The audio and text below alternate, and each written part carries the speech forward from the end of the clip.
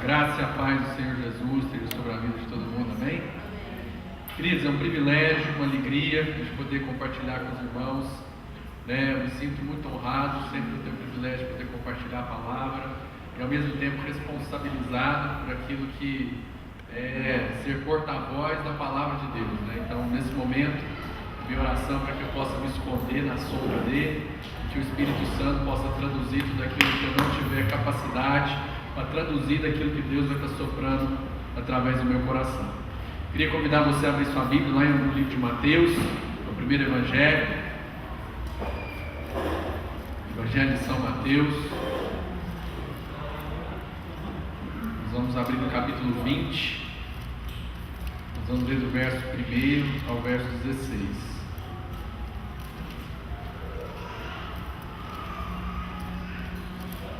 Mateus, capítulo 20, do verso 1 ao verso 16, diz assim: Porque o reino dos céus é semelhante a um homem, pai de família, que saiu de madrugada a assalariar trabalhadores para a sua vinha. E, ajustando com os trabalhadores a um dinheiro por dia, mandou-os para a sua vinha. E saindo perto da hora terceira, viu outros que estavam ociosos na praça, e disse-lhes: Ide vós também para a vinha, e dar-vos-ei o que for justo. E eles foram. Saindo outra vez pela hora sexta e nona, fez o mesmo. E saindo perto da hora 11ª, encontrou outros que estavam ociosos, e perguntou-lhes: Por que estáis ociosos todo o dia? Disseram-lhes eles: Porque ninguém nos assalariou. Diz-lhes ele: Ide vós também para a vinha, e recebereis o que for justo. E aproximando-se a noite, diz o senhor da vinha ao seu mordomo: Chama os trabalhadores e paga-lhes o jornal, começando pelos derradeiros até os primeiros. E chegando os que tinham ido perto da hora 11ª, receberam um dinheiro cada um. Vindo, porém, os primeiros, cuidaram que haviam de receber mais, mas, do mesmo modo, receberam um dinheiro cada um. E, recebendo, murmuravam contra o pai de família, dizendo: Estes derradeiros trabalharam só uma hora, e tu os igualaste conosco, que suportamos a fadiga e a calma do dia. Mas ele, respondendo, disse a seu amigo, a um deles: Amigo, não te faço agravo. Não ajustaste tu comigo um dinheiro? Toma o que é teu e retira-te. Eu quero dar a este derradeiro tanto como a ti. Ou não me é lícito fazer o que quiser com o que é meu? Ou é mau o teu olho, porque eu sou bom? Assim, os derradeiros serão primeiros, e os primeiros derradeiros, porque muitos são chamados, mas poucos os escolhidos. Queria que a gente orasse nesse momento, para que o Espírito Santo possa falar ao nosso coração e que nós possamos dar liberdade a Ele para desconstruir aquilo que às vezes a gente carrega como cultura já entranhada em nós. Então que nós possamos abrir a guarda, nos libertar dos escudos, das resistências, para que Deus e o Espírito Santo possam falar ao nosso coração. Põe a mão assim no seu coração, feche seu olho. Paizinho, quero te louvar, porque é privilégio para nós podermos nos dirigir ao Senhor, podemos falar contigo, podemos ouvir a sua voz, podemos chamá-lo de Pai, e nesse lugar, meu Pai, sermos ministrados, soprados no seu Espírito. Pai, eu quero pedir que o Senhor fale ao coração de cada um dos meus irmãos que vieram aqui essa noite. Quero pedir, meu Pai, que o Senhor fale com cada um de nós aquilo que viemos para ouvir essa noite, que o Senhor já preparou para nós. Pai, nos livra da resistência, nos livra, meu Pai, dos preconceitos, nos livra, meu Pai, de alguma forma sairmos desse lugar da mesma forma que nós entramos. Em nome de Jesus, meu Pai, que a sua palavra encontre lugar no nosso coração. Obrigado, Pai. Em nome de Jesus. Amém. Queridos, esse texto aqui é um texto, é uma parábola, que Jesus está contando. E ele é um texto que fala a respeito das relações das pessoas, naquilo que diz respeito ao trabalho e aquilo que elas recebem quando executam um determinado trabalho. Essa parábola fala de acordo e de recompensa. Ela fala daquilo que é o combinado e daquilo que é acertado e pago diante do exercício de um trabalho. Então aquele chefe de família, ele chama alguns trabalhadores, acerta com eles o dia de trabalho, combina com eles qual será o trabalho a ser executado, combina o valor que será pago por esse trabalho, e então envia esses trabalhadores para que eles possam executar esse trabalho.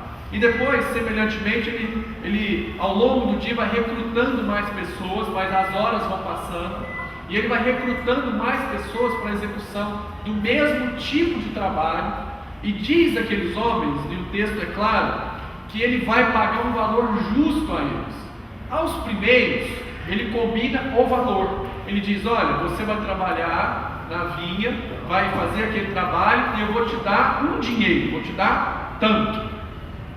Para os outros que vão sendo arregimentados, ele vai chamando esse povo, e lá no verso 4 e verso 7, ele diz assim: dar-vos-ei o que for justo, no verso 4. No verso 7, ele diz assim: recebereis o que for justo. Ora, se a gente fizer as contas daquilo que é a forma como nós estamos acostumados a lidar nas relações de trabalho, nos contratos que a gente faz, daquilo que é uma prestação de serviço, a gente entende que há uma justiça, há uma equiparação, em termos de horas de execução de trabalho, com o valor a ser recebido pelo trabalhador. Então aquele que foi combinado com ele, que trabalhasse o dia todo por um dinheiro, aquele que foi trabalhando e chegando à vinha um pouco mais tarde, receberia um proporcional àquilo que era o valor combinado pelo dia todo com aquele primeiro. Seria o mais justo, correto? Seria o mais correto a se fazer. Amém? Quem concorda? Ninguém concorda. Alguém concorda comigo? Pelo amor de Deus, levanta a mãozinha aí. Esse seria o mais correto. Só que como Jesus está ensinando a respeito dos seus princípios, ele agora fala como ele age com as pessoas. Ele fala o seguinte: olha, chama os últimos e dá para eles o mesmo valor que eu combinei com os primeiros. Só que ele não desonra o primeiro, porque ele honra com o primeiro o compromisso que ele havia assumido. Ele dá para o primeiro o valor acertado e combinado do trabalho. Só que aí a gente observa no coração daqueles homens algo bastante curioso, porque não obstante ao receber o que havia sido combinado, em olhando para aquilo que Jesus abençoou aqueles que foram os derradeiros, os últimos a chegarem na colheita, o coração deles encheu de quê? De ambição. E falou: poxa, se esse último cara recebeu um dinheiro e ele trabalhou só uma hora, então eu que trabalhei o dia inteiro vou receber o quê? 8 dinheiros, 10 dinheiros, 12 dinheiros. Só que o pai de família dá para ele um dinheiro. E aí ele se sente o quê? Prejudicado. Eles tinham, eles lá no verso 10 falam assim: cuidaram que haviam de receber mais. Eles acharam que agora, em função de o dono da vinha ter abençoado aquele último que chegou, que eles deveriam receber então mais. E aí no verso 11 diz que eles murmuravam, reclamavam contra o pai de família. Os caras falavam mal, filho. Tinha sido acertado, tinha sido combinado, estava tudo certo. E os caras agora começaram a falar mal. E eles já tinham recebido, estava tudo acertado. O coração daqueles homens, ao ver a bênção que Deus deu para o outro, foi se enchendo de quê? De murmuração. Porque havia uma ambição no coração deles. No verso 10 deixa claro, porque eles foram se enchendo de expectativa de que então eles iam receber mais, que o benefício deles seria maior. Por quê? Porque eles tinham trabalhado mais em favor daquele Senhor. E aí no verso 12, eles esculhambam de vez e falam assim: você os igualou a nós. pelo fato de terem trabalhado mais, eles se sentiam mais merecedores ou melhores do que os últimos que chegaram a vir. E aí a crise deles não era só pelo que eles tinham não recebido, segundo as suas expectativas, mas era porque o dono da via igualou todo mundo. Falou assim: aqui todo mundo tem a mesma medida, então é um dinheiro para todo mundo. Eu não quero saber se ele trabalhou mais, se trabalhou menos. Eu quero saber o seguinte: eu quero abençoar. Então é um dinheiro para todo mundo. E aí aqueles homens ficaram em crise, porque além de não terem recebido aquilo que eles haviam entendido no seu coração, que agora passava a ser justo, eles então foram igualados aos outros. E aí eles não aceitaram, porque isso não era segundo o que eles achavam justo. Mas a justiça, quando eles começaram o trabalho, estava tudo certo. E aí com isso, queridos, o que é que a gente pode observar? É que a justiça humana, ela é relativa ao ponto de vista daquele que é detentor do direito. Justiça para mim não é aquilo que é igual para todos. Justiça para mim é aquilo que dá a minha noção do meu direito. Então, justo era no começo receber um dinheiro pelo dia de trabalho. Mas agora, vendo o que acontecia com outra pessoa, aquilo que antes era justo já não é mais justo. Porque agora eu quero me apropriar do direito de receber mais. Então eu posso agora fazer jus ao meu direito, e o meu senso de justiça passa a ser receber mais do que havia sido acordado no começo. Ora, meu querido, uma justiça que é relativa às pessoas, então ela não é justa para todos. Isso não é mais justiça. Mas como as relações das pessoas estão se deteriorando a cada dia, a justiça foi tomando esse senso de direito, em que o que é justo é aquilo que eu penso como sendo o benefício que a mim é de direito. E aí as pessoas vão estabelecendo esse modelo de justiça e de relação entre si. E como a relação das pessoas, e as pessoas vão querendo se resguardar cada vez mais do seu direito, a lei passa a ser o ditame das relações. Já percebeu como a nossa sociedade é cheia de lei? Alguém já percebeu isso ou não? Cada vez mais a nossa sociedade é permeada, ela vai sendo enriquecida, vai sendo trabalhada, e vão surgindo os códigos e códigos e códigos e normativas e portarias e projetos de lei, e isso não para. Todos os dias sai uma emenda constitucional, uma reforma, uma portaria, alguma coisa que está arregimentando, está controlando, está definindo as relações das pessoas entre si, profissionalmente, e em alguns momentos até espiritualmente. Porque as igrejas também fazem esse trabalho de pragmatizar, de tornar lei aquilo que não deveria ser objeto de lei. E por que isso acontece?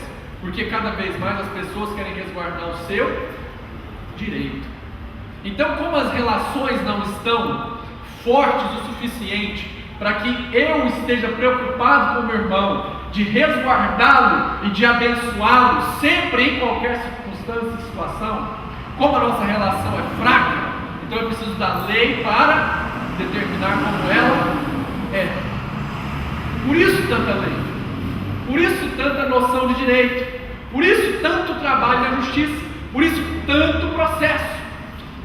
Por isso tantos advogados, nada contra advogados, tudo a favor dos advogados. Aliás, Cristo é o nosso advogado, amém? Então nada contra os advogados aí. Quem é advogado aqui?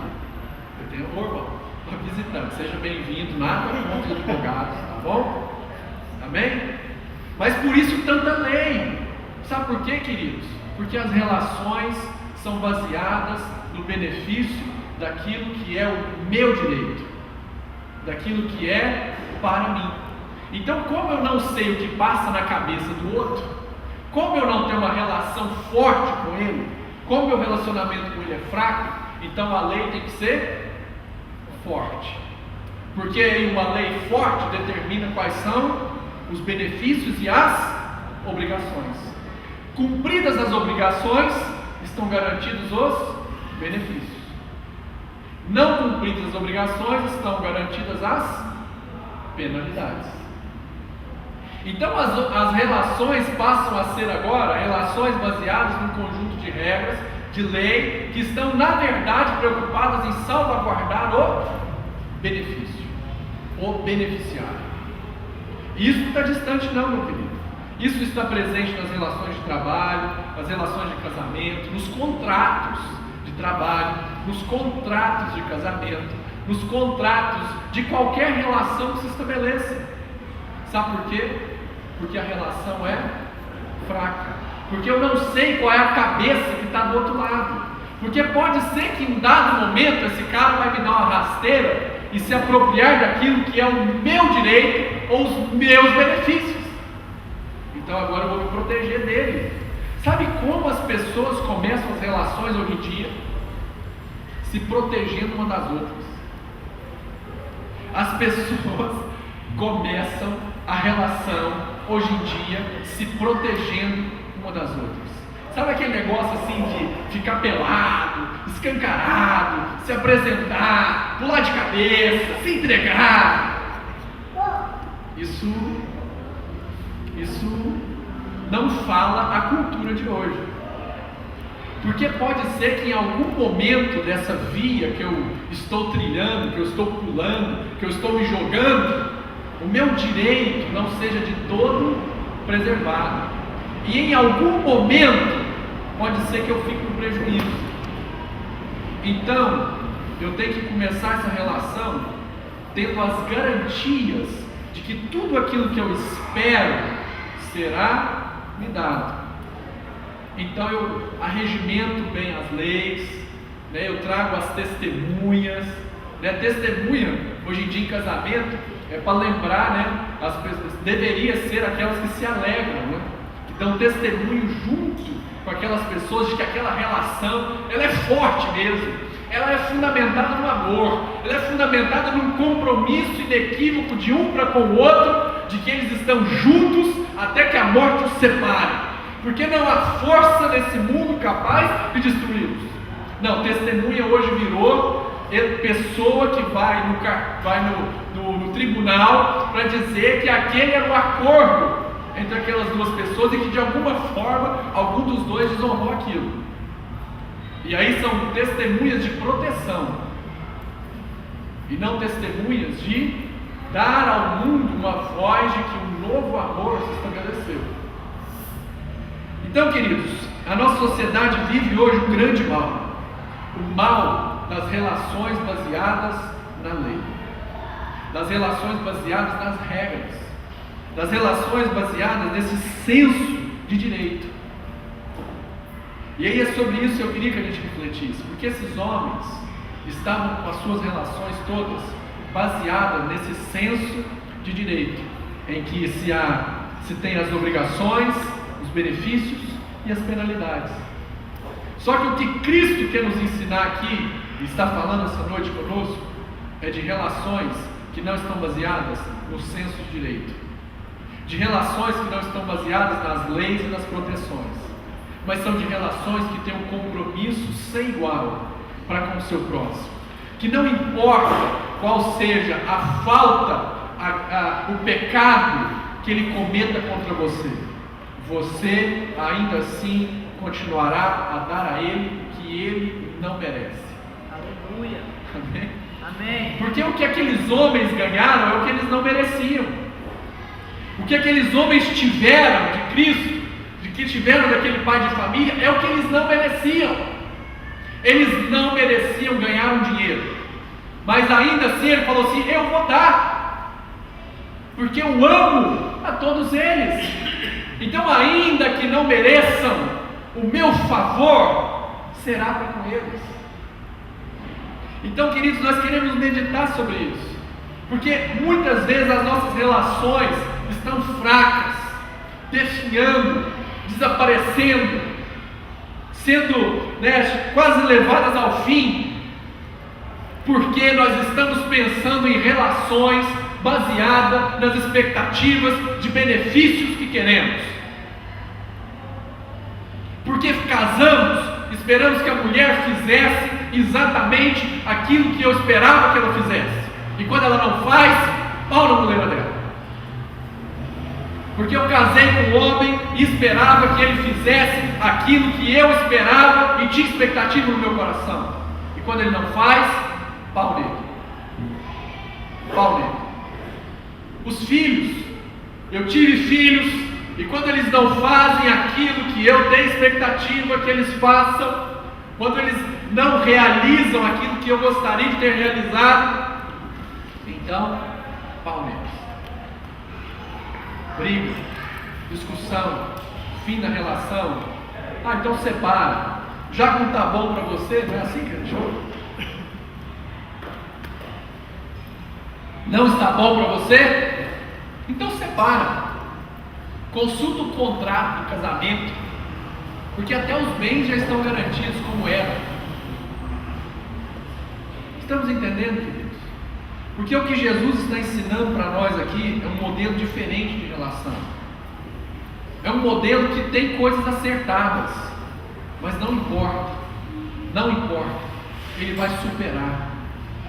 Ele vai além. Ele vai adiante. Ele dá uma medida maior. Então eu não sei como era a sua expectativa em relação ao seu cônjuge. Eu não sei o quanto ele erra com você. Eu não sei o quanto ele falha com você. Eu não sei o quanto o seu filho, sua filha falha com você. Eu não sei o quanto os seus pais falham com você. Eu não sei quanto o seu chefe, não sei quanto os seus funcionários, o seu vizinho, os seus amigos falham com você. Mas se estamos entendendo essa passagem e esse espírito que Cristo está trazendo sobre nós, duas coisas nós podemos aprender. A primeira é que nós somos iguais a Ele, porque Cristo nos igualou a todos. E eu vou te falar uma coisa: você só não é pior que o seu amigo porque talvez Cristo um dia iluminou o seu entendimento. Porque se não fosse Cristo a iluminar o seu entendimento, talvez você fosse pior do que aquele que falha com você. Então a primeira coisa que aprendemos: não somos melhores uns do que os outros. Ninguém, presta atenção nisso, nem o pastor mais ungido, nem o cabeção de qualquer ministério, nem o cara que tem os 7 dons aperfeiçoados, nem aquele que interpreta todos os sonhos e tem todas as visões, nem aquele que manda o cara sair da cadeira e ele vem flutuando até aqui na frente. Ninguém é melhor do que ninguém. Agora, para a gente entender isso, eu vou trazer alguém que a gente normalmente usaria que fosse pior do que nós. Aquele que talvez está encarcerado, aquele que matou uma pessoa, aquele que estuprou alguém, e que de certa forma nós entendemos que teve o que, meu querido? O que merecia, não é verdade? Não é verdade? Isso passa pelo meu coração e eu tenho certeza que passa pelo seu. Ele teve o que merecia. Ele teve, senhor advogado, o que a lei determinou que ele deveria ter. Então está tudo certo. Mas eu vou te contar o que Jesus falou. Sabe para quem que Jesus veio? Jesus veio para esses. Jesus veio para abençoar e libertar esses. Então eu vou te contar um negócio. Eu e você, para Cristo Jesus, não somos melhores do que esses homens e mulheres que estão lá na cadeia por delito qualquer que tenham cometido. Sabe por que eles estão lá ainda? Porque talvez o Filho de Deus, e eu estou nessa também, não estabeleceu com esses homens ou mulheres uma relação tal a abençoá-lo, que se preciso for, dê a sua vida por ele, para transformar o seu caráter e ensinar a eles aquilo que nós já aprendemos. Então, como a gente não faz aquilo que eles fazem, a gente acha que somos melhores do que eles. Eu vou te contar um negócio: só não fazemos o que eles fazem porque Cristo nos libertou um pouco antes, porque senão talvez estávamos lá. Só que a gente não pensa assim, a gente não acha assim, a gente se acha merecedor. Nós achamos que porque fazemos algum bem qualquer, então nós somos merecedores do lugar onde nós estamos, somos merecedores de ter os recursos que temos, somos merecedores de ter a vida que levamos. Ao passo de lembrarmos que tudo isso foi graça. Foi Deus que deu além daquilo que nós merecíamos. Nenhum de nós, queridos, merecia ter, estar onde está. Só estamos porque Deus, de uma maneira sem igual, sem medida, resolveu nos abençoar. Mas poderia não. E poderíamos não estar na circunstância, situação que estamos hoje. Estamos entendendo? Então, queridos, eu queria que a gente pensasse sobre isso. Porque talvez está muito difícil a sua relação, porque tem muito senso de direito, tem muito senso de prejuízo, de que você está muito prejudicado nessa relação. Ao passo de que o que Cristo nos ensina é: não há senso de direito, não existe aquilo que é o meu direito, antes eu sempre quero dar mais. Aquela medida que estava acertada, eu quero mais, eu quero abençoar mais. Sabe aquela paciência que você acertou que você teria? Olha, eu só te perdoo mais 2 vezes se você deixar essa roupa aqui no chão. Se você deixar um homem desleixado, essa toalha de novo molhada em cima da cama, o pau vai quebrar. Aí é a oportunidade de você ir lá mais uma vez, dar um bom testemunho, de uma medida ainda maior, e dar um bom testemunho para ele de como ele deve tratar a toalha molhada. E o verdadeiro lugar da toalha molhada, que não é em cima da cama, mas é no cabide no banheiro, no cabide no box, lá onde for. Mas uma medida ainda maior de paciência. Amém, queridos? Sabe quando às vezes a mulher usa o cartão de crédito umas 2, 3, 10, 20 vezes a mais do que às vezes se havia determinado? Cadê os homens? Sabe quando isso acontece? Sabe quando isso acontece? Cadê os homens, meu Deus?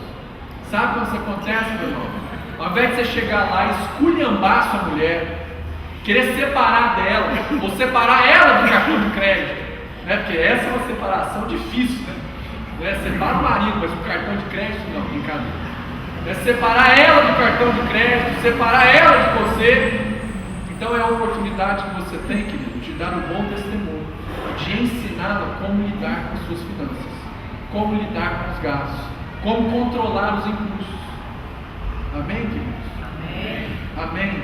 Então não se sinta prejudicado, porque se algum dia você se apropriar disso, sabe quem deveria se apropriar de um senso de benefício de estar prejudicado? Deus.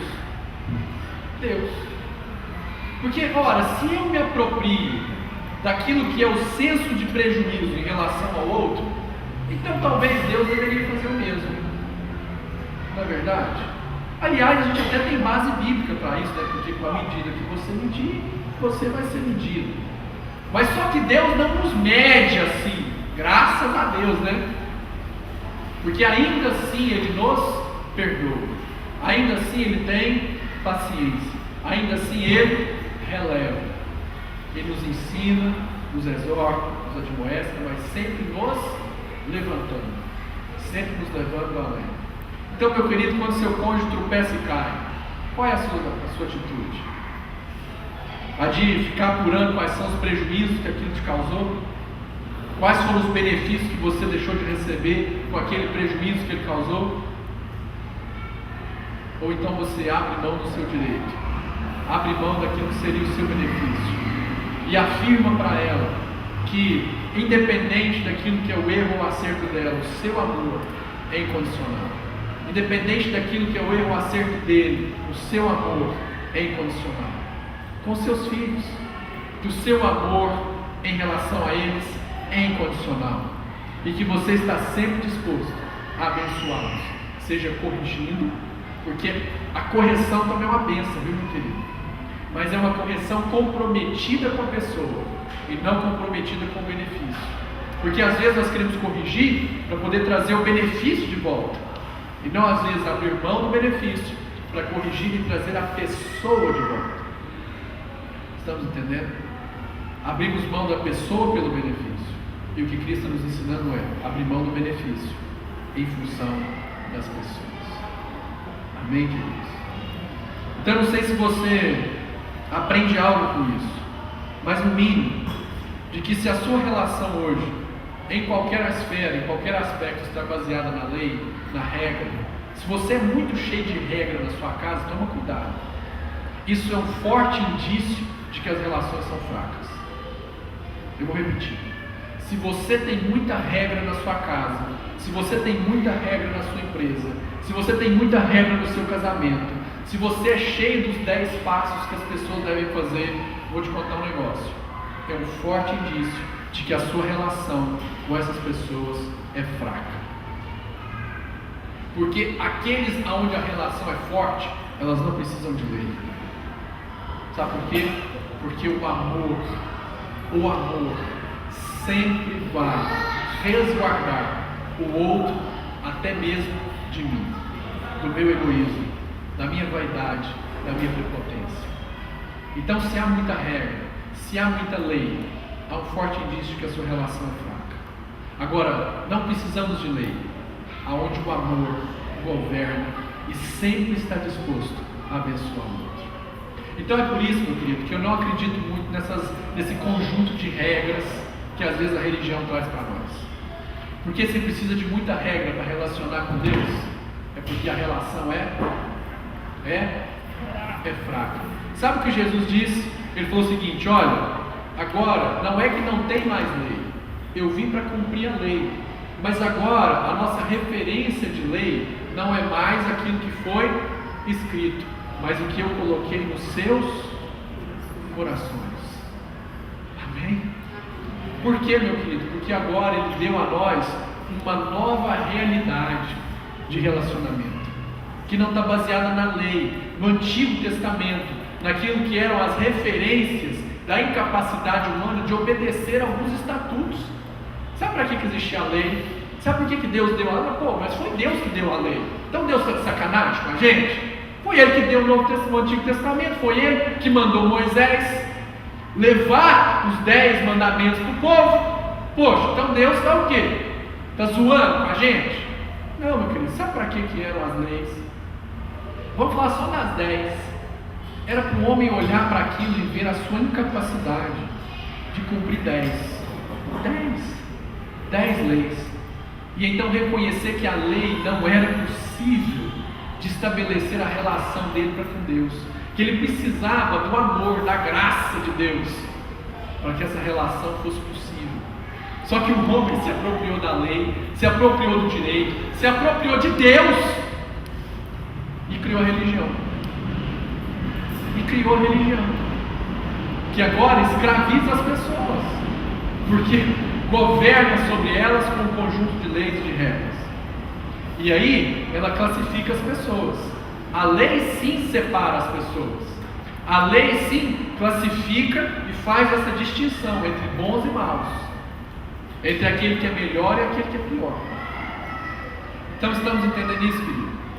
Então, em nome de Jesus, quando você for conversar com o seu cônjuge, com seus filhos, com qualquer pessoa, não senta com ela para conversar das regras das relações. Não vai bater um DR, sabe o que é o DR, né? Não vai discutir a relação, sabe? Quando você senta lá para bater um DR lá, né? As mulheres às vezes estão mais sensíveis, aí elas querem discutir a relação.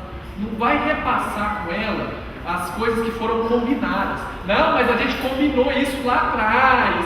Foi assim que a gente acordou e escreveu lá numa tábua de pedra. As favas com a tábua de pedra. As favas, meu irmão. Porque se não estiver escrito no seu coração, a pedra é o último lugar que ela tem que estar escrita. Se esse amor não está escrito nos nossos corações, então pedra, papel, vale para quê? Para nada. Para nada, meu querido. Para nada. Isso para Deus não tem valor algum. Amém, meu querido? Graças a Deus, Jesus não é miserável, mas Ele é misericordioso. E por isso, Ele dá medidas ainda maiores do que aquilo que era o nosso merecimento. Sabe qual era o nosso direito? É porque às vezes a gente não tem noção disso, né? É porque a gente já foi salvo, então a gente não tem muita noção daquilo que era o nosso direito. Eu vou te contar qual era o nosso direito. O nosso direito era o exílio, o banimento, o inferno. A gente tem muitas caracterizações do inferno, né? Aquelas correntes, o caldeirão, o tridente, né? O tridente lá, né? O diabo cozinhando as pessoas no caldeirão. Eu vou te contar o que é o inferno. Sabe o que é o inferno? O inferno é um lugar de exílio, é um lugar de banimento. Daqueles que, em podendo viver com Deus, disseram: não queremos Deus. Então Deus criou esse lugar que se chama inferno, que é onde a presença dele não está. Ora, de um Deus que é onipresente, para ele não estar em um lugar, ele tem que fazer força contra a sua própria natureza e, por opção própria e voluntariamente, dizer: não estarei naquele lugar. E então Deus, onipresente, não está presente em um determinado lugar. A esse lugar chamamos de inferno. E por que arde, mas não consome? Porque agora, do lugar onde Deus não está, eu contemplo a Deus. E isso agora arde no meu coração. Isso queima a minha alma, mas não me consome.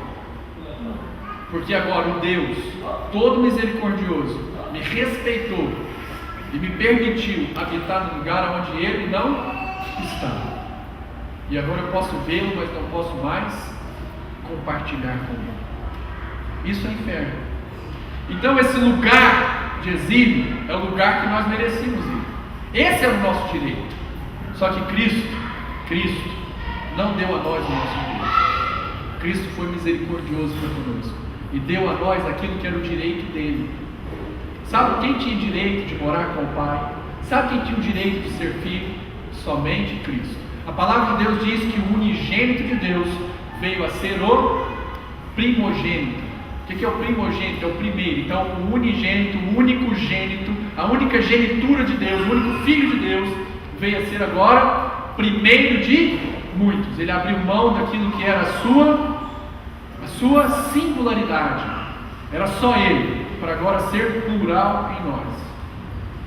Abriu mão do seu direito. Então, meu querido, se a chapa esquentar na sua casa, no seu trabalho, com seus amigos, eu vou te falar um negócio: abre mão do seu direito, e você vai ver que ela vai esfriar rapidinho. Sabe quando a coisa esquentar lá? Abre mão do seu direito, e você vai ver que as coisas esfriam rapidinho. Porque é disso que Jesus está falando nessa passagem. É disso que Jesus está falando essa noite. E é isso que Ele quer nos ensinar. Difícil abrir mão do direito, né? Porque isso mata a nossa carne. Isso mata o meu eu. Isso aniquila aquilo que é a minha vaidade e as minhas ambições. E agora é necessário que eu dê essa prova de amor, não baseado nas regras. Amém, queridos? Então, se você acusa alguém de falhar com você, toma cuidado. É porque você ainda pauta suas relações na lei. Quando você vê uma pessoa falhando, converse com ela a partir da oportunidade do acerto, não a partir daquilo que é o erro dela. Quando eu vou lá conversar com o Rafa, quando ele faz uma caca é uma porcaria, quando ele faz alguma coisa errada, eu não fico lá só falando com ele do erro dele, porque falar com ele do erro dele não mostra para ele qual é o quê? O caminho, não mostra para ele qual é o alvo, o objetivo. Então, eu vou conversar com ele agora, dar a oportunidade de acertar. Então isso não tira de nós a responsabilidade da exortação e da correção, mas não é a correção que massacra pelo erro, é a correção que levanta para o acerto. Amém? É aquela que está comprometida com a possibilidade do acerto. Amém, queridos? Então, quando alguém errar com você, não fica lá falando com ela dos erros baseado nas regras. Fala com ela a respeito do acerto baseado nas possibilidades que vocês têm junto, que você está comprometido com ela em caminho. Amém? Vamos ficar de pé? Vamos lá.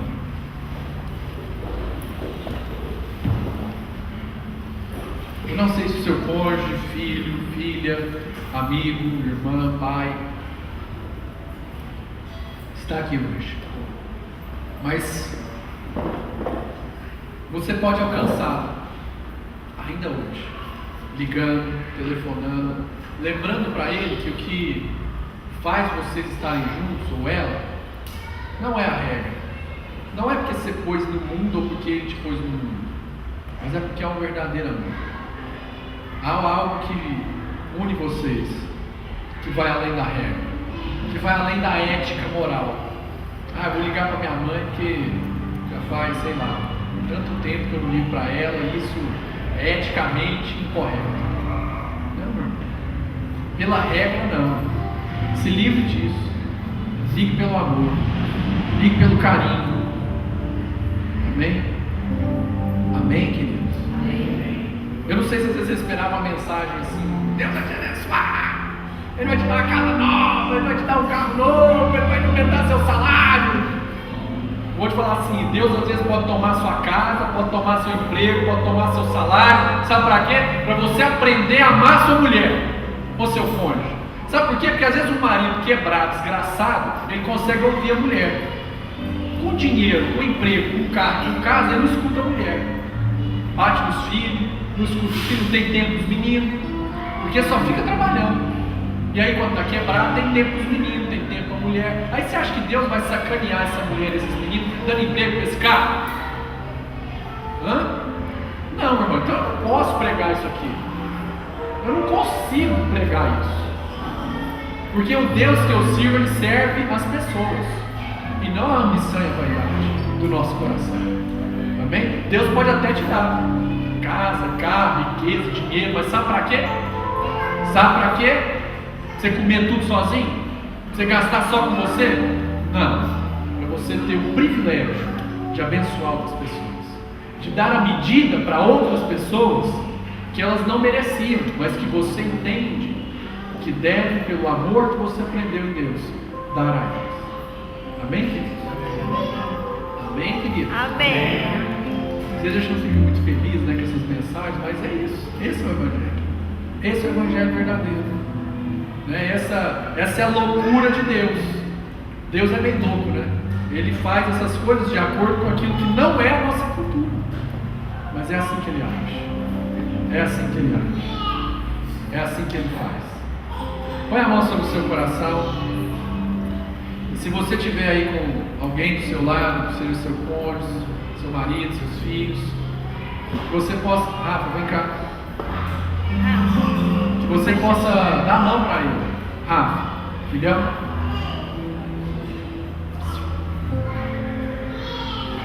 que você possa dar a mão para ele. Você possa dar a mão para ele. Porque às vezes, meu irmão, falta de paciência vem. E aí, a gente tem que orar a Deus, porque a gente é de carne, de osso. Amém? Então dá a mão para Ele. Eu vou orar nesse momento, para que nós possamos entender que a natureza da nossa relação não está baseada nas regras, mas no grande amor de Deus por conosco, de que as pessoas têm muito mais crédito do que a gente acha que deveria dar a elas.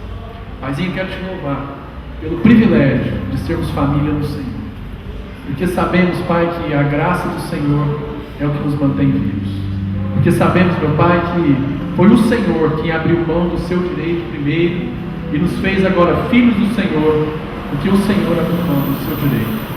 Pai, então eu quero pedir que o Senhor abençoe hoje de maneira sobrenatural a minha vida e a vida dos meus irmãos, que nós possamos, Pai, que nós possamos, Senhor, entender qual é a graça, qual é a natureza desse perfeito amor, que não está baseado em regras, que não está baseado, meu Pai, em leis, que não está baseado em estatutos, em contratos, mas que está baseado naquilo que é o seu grande amor para conosco. Pai, quero te louvar, que nós possamos aprender hoje mesmo a tratar as pessoas com um valor que talvez elas não mereçam, mas que o Senhor dá a elas e nos ensina a dar. Que nós possamos tratar, meu Pai, as pessoas com um valor ainda maior daquilo que naturalmente seria dado a elas, mas que sobrenaturalmente o Senhor o atribui de maneira grandiosa. Obrigado, Pai, por nos ensinar.